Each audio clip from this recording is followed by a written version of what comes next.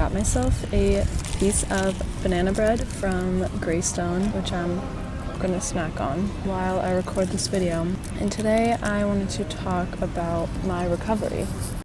Warning, I will not be mentioning any numbers here, but if it does trigger you to talk about weight, counting calories, obsessive exercise, please click away, because I know that's something that can be very triggering if this is something you struggle with. I don't know why I'm deciding to do this in public. I kind of just feel like it. I don't want to be cooped up inside, and I thought this would be very fitting because this banana bread right here means a lot to me today. And I know it may just seem like a piece of banana bread to anyone else, but if you've been through recovery or struggled with disordered eating or just your relationship with food and your body in general, you know that certain foods can mean a lot to you at different parts of your life. At one moment you may be scared of it, another moment you may have it in abundance, another moment you don't have it at all, and then finally I pray and hope that all of you can reach a moment where you find a balance with that food, and I feel like I'm getting there, and this is definitely a moment of balance, and I'm honestly just so happy that I'm here. And it's just once again proving to myself that food is not the enemy. You guys had some questions on my Instagram a while back, which I'm going to answer and just kind of talk about my experience so far. First, let me try some of this banana bread. It's the tahini chocolate chip banana bread from Greystone. That is fire. My story is anorexia recovery, so my eating disorder was very restrictive and I lost a lot of weight. Not every eating disorder story is like that. You could gain weight, you could maintain weight, you could exercise, you could not exercise at all. Everyone's eating disorder story is very different, so I'm very much speaking from the I perspective here, and mine was obsession with exercising, restricting my food, counting my calories, and therefore I did lose a significant amount of weight. I'm just going to start off with the questions. I am almost now exactly a year and a half into my recovery. That's just generally like when I really made the decision to dive in and really fix my relationship with my health, address my anxiety, address my depression. I guess starting with that, there's a question that says, how did your mindset shift that made you realize you needed to make a change? I was very much in denial for a long time. I didn't really think there was an issue. I thought I was just being healthy, doing what I saw on Instagram, doing the diets, the workouts and everything. But I think once my friends and family started being a little bit concerned, that's when I started thinking like, okay, maybe something needs to change, but I didn't really want to because I was really like happy with my results. I was definitely getting that high of being really strict with my food and really strict with my exercise and, you know, getting the results I wanted at the time. But looking back, those were not healthy results for my body, and my body was not in a happy place. So I guess once I got to my lowest weight, I was just in such a horrible place mentally. I lost a lot of friends. I was self-isolating. I was very irritable with my boyfriend, with my family. At meals, I was never there. I just was focused on the food, stressing about how I looked, what it was going to do to my body. I couldn't even participate in conversations at meal times, therefore I would just avoid eating with people.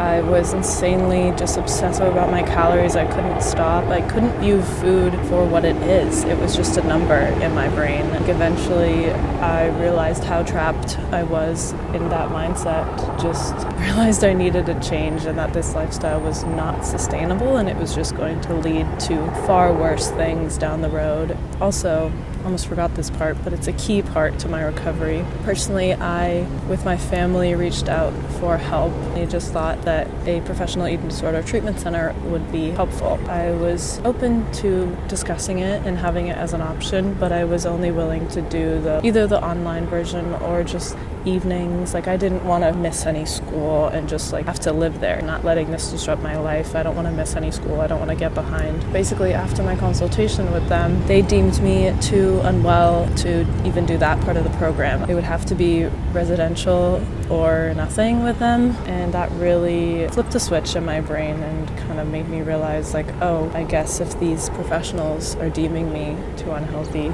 to be in the lighter part of their programs, maybe there is something wrong here. So that was a big thing and hard thing to accept, but it almost made me more determined to recover because I was like, I'm not letting this interrupt my life. Further I looked into myself and my relationship with my body and food, I realized there were so many many problems that I just had been overlooking, I hadn't been seeing. So that was a big step in how my mindset kind of shifted. Another one says, advice on extreme hunger. No matter how much I eat, I think about food because I was so deprived. And that's exactly right. If you have deprived yourself of food, your body is going to have that extreme hunger. I think it's just normal hunger after depriving yourself of food.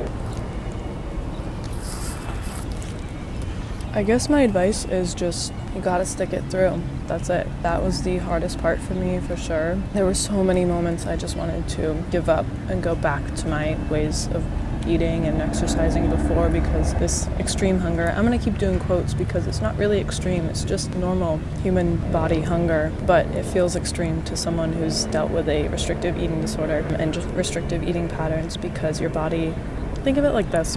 When you are stuck underwater, you obviously can't breathe, so you're holding your breath. And say you're stuck underwater for an uncomfortably long amount of time, and you can't reach the top quite as quickly as you're hoping, so your body's kind of struggling to hold its breath. So then when you get to the top, you take a huge gulp of air because your body had been restricted of oxygen for a little bit too long than it's comfortable. Extreme hunger is the exact same, like literally the exact same. Your body's been deprived of food.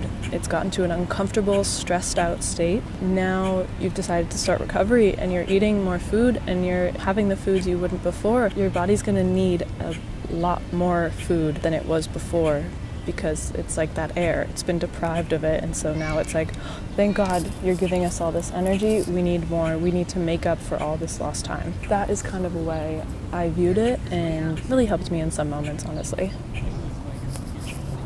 That was the hardest part. I would just eat a meal and it would have felt like I didn't even eat anything. I was just as hungry, just as unsatisfied as I was before I ate the meal. And that was honestly the scariest feeling sometimes. I wouldn't know what to do. It would, bring that restrictive part of my brain up super loud. But there were many days and I just pushed through those uncomfortable feelings and just kept eating until I felt satisfied. And those moments I felt satisfied and finally stopped thinking about food because I had eaten enough were the most overwhelming, but also the most freeing. Like I can't even explain how renewed and fresh I felt. I was like, oh my God, this is what it's supposed to be like. This is what people who have healthy relationships with food, this is what they feel every day. I don't know. I would just say cherish those moments where you do feel satisfied and you can finally stop worrying about food because you've eaten enough, and just keep striving to feel that, because the more you do that, honestly, the quicker that extreme hunger period ends, and the quicker you get to just feeling comfortable and happy in your body, and your body's comfortable and happy too. It's no longer gulping and grasping for food and energy because you're giving it enough all the time.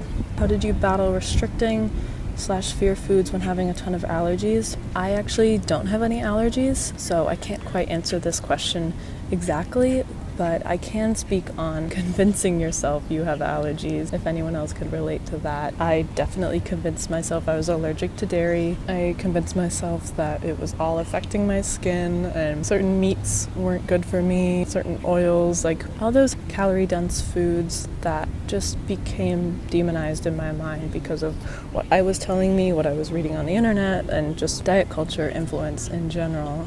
I just convinced myself that I had irritation or allergies to them. It was based on some truth, because after I ate some of those foods, I would be so stressed out that my digestive system wasn't working properly. I'd get acne because I was just stressed out, and I would just feel uncomfortable because I was just dealing with guilt and a stressed out body and a digestive system not working. So it wasn't actually the food, but it was just the mental state I was in after eating those foods that made me feel worse.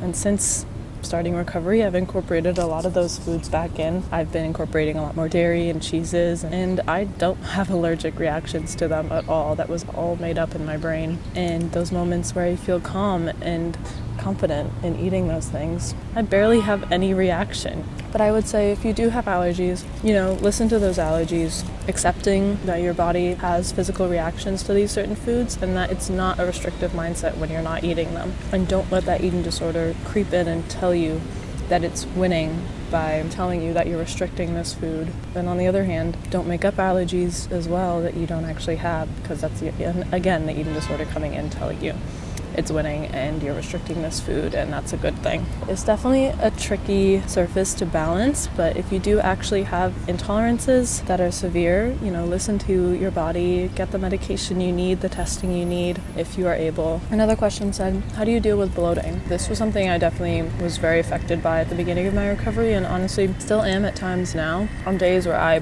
ate everything I wanted, felt fully satisfied, I would honestly be pretty bloated by the end of the day. Honestly, I would freak out and get really stressed at times, get into those catastrophic mindsets, and my anxiety would really peak because I would think I'd done something wrong, I'd harmed my body in some way and now it's reacting by being bloated and uncomfortable. But doing more research since starting recovery and just learning more about my body, that's a completely normal reaction. And it means your body's just processing your food, honestly, and it's doing its thing. It's taking the nutrients it needs, and it's going to use that in your body so you can use your muscles, use your brain, just be a functioning human being. In moments where I felt really stressed, I would maybe call a friend, call my boyfriend, cry, just let out these emotions, because I've always been someone to hold in my emotions, and crying over being bloated was something I never really validated for myself. Those moments I let myself just feel my emotions and cry, because for me that was a big deal. That was a big thing to accept that this bloating is happening because I'm making a change in my life that right now doesn't feel good, but I know it's going to help me a ton in the future. So that was really big for me to just validate my emotions and cry and talk about how I was feeling with someone who loves me and wants to listen to me. I would also massage my stomach. I saw a video a long time ago, and I honestly still do it to this day. But basically, if you start by your right hip and massage up in between your ribs and down to your left hip, and you just kind of do circular motions like that, I think that's the root of your digestive tract, so it kind of aids in helping food through. I don't know, it really would help just me feel calmer. I'm just massaging, not forceful at all. If it starts hurting, obviously stop. I would do little massages like that. I would journal a lot in moments where I felt super uncomfortable, just kind of affirming myself and reminding myself of why I'm doing this, and this bloating feeling is okay and I'm gonna be okay. I still do those things to today. I would say I don't freak out half as much as I used to, but I still massage myself. I still drink a lot of water too. Drinking a lot of water just helps me cleanse overnight, and in the morning I have to pee really bad, but just having drank a lot of water before I went to bed, that helps me. And tea. I love tea. That would just kind of help me soothe myself, soothe my brain, and soothe my body. I love chamomile tea personally at night. Calorie counting. This is a big one because it started a while before I'd say my actual eating disorder started, and it was definitely the hardest thing to let go of once I started to recover. This is so good, by the way. I'm gonna try to recreate it.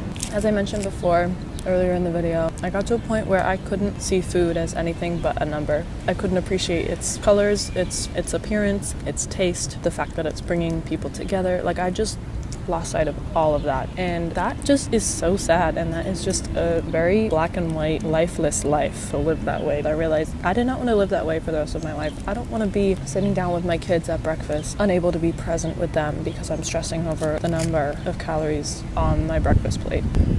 No. I was that's not happening. But at the time when I was counting calories and obsessing over it, it was such a validation thing for me. That was the main source of how I felt good about myself. So the thought of not doing that anymore made me, honestly sad, and went through a really hard depressive period because I was just struggling to find ways to feel good about myself other than sticking to this certain number I had in my head of how much food I could have. If you've struggled with counting calories, you know that those numbers never really go away. I still kind of know how many calories are in everything. And if I wanted to, I could add it up and I could know pretty much every day roughly how many calories I'm eating. And that was definitely a big struggle to stop doing that, without even thinking. But the more I just forced myself to not do that, in moments I started thinking oh, how many calories have I eaten today? I would just shut it down. Either say, stop, Jenny, out loud, literally, or just cut it off in my brain. Just remind myself that I always feel worse after I counted up and added those calories than I did before. So why would I make myself worse by a singular number that isn't necessarily scientifically true? That definitely helped stop kind of adding up throughout the day, but it kind of still was tough to not do it at each time I was eating, especially if it was on the menu. That was something, and honestly is something still quite triggering for me. Honestly, just exposing myself to eating new foods that maybe I don't know the calories, or foods that I know are high in calorie and foods that I would avoid. Just exposing myself and eating those things and showing myself that I can eat these things and still be okay and still be healthy, even though they're higher calorie than what my brain deemed okay. Just eating those and showing myself that I'm okay, and just pushing myself to expose myself. And honestly, friends and family and my boyfriend were huge helps with that. Just surrounding myself with people who either enjoy trying new foods, have a great relationship with food themselves, and are willing to go out with you and try new things and go buy new foods to try and stuff like that. That really helped me. Eventually it was getting really tough to stop, so I made kind of a reward system for myself. 1 month, the start of the month, I wrote down like a little, like however many days were in that month, and I drew those number of boxes on the page, and I told myself if I didn't count calories that day and I went to sleep not knowing the total of calories I had eaten in that day, I could check off that box. And it was my goal to check off every single box, and at the end I could buy myself a pair of shoes that I've been saving up for. I gave myself some grace. I think I gave myself like 5 or 6 boxes. If I didn't check those, it was still okay to reward myself and get the shoes, because there's always going to be tougher days. But I'd say that month was a huge progress point for me, and I did it. I was able to go to bed the majority of those nights of that month not knowing how many calories I had put into my body that day. And I still have the shoes to this day, and it's honestly just so amazing to wear them. 1, knowing I worked for the money and earned them myself, and 2, knowing I worked on myself and worked to better my mind and my body and my relationship with food by stopping this obsessive habit of counting calories. Just having that little reward honestly helped me, and so maybe that's something that could help you. Just set yourself up with a little incentive and a reward system to really work on that and stop it, because life is honestly so much better and so much freer, and I feel that amazing sense of freedom, not being bound by a number on the back of a package or a number on the menu. And I know that there is a caloric number for everything I do eat, but just not focusing on it and not fixating it and not giving it any value. I think that is key. Just don't give that number any value, because the value you get from the food you're eating, the enjoyment of how it tastes, the value you get from being with the people you are at that meal, or if you're by yourself, the value you get from working on yourself and spending time building that relationship with yourself. There's just so much more value in food experiences than the stupid number of calories. That's my experience with that, and I would say I haven't counted calories in a long time. I'm never adding it up at the end of the day anymore, and I think I can just go to bed so much more peacefully, and the calories don't matter, because life's memories are so much more important than calories. Remember that. I think I'm gonna stop there for now. My camera's also dying and my phone's dying, but I'm just gonna have this last couple bites of banana bread. I haven't even thought about that I'm in public right now, telling the world my anorexia recovery. If they want to listen, they can. Well, they can watch this video now. If you're someone who can relate to my struggles and my story, I really am praying for you, and I hope that you can find the help you need. I hope this video and just the people in your life can help you realize that there's so much more to life than the food you put in your body and the way your body looks. Those are so minor and mean nothing. When I was under eating, my personality was so different. I was a different friend. I was a different girlfriend than I am now. I was a different daughter than I am now. I was barely present in the moment because my mind was just thinking about the future, or what food I was eating, or what food I would be eating. Like, I never focused on the moment and just how I felt outside of food and body. And I feel like I can do that now. I feel emotions about other things in life other than my food and body. I just have a fuller life. I know you can get there too if you're currently struggling with anorexia or binge eating or bulimia or any eating disorder or just disordered eating. Reminder that your struggles don't have to be classified as an eating disorder to get help.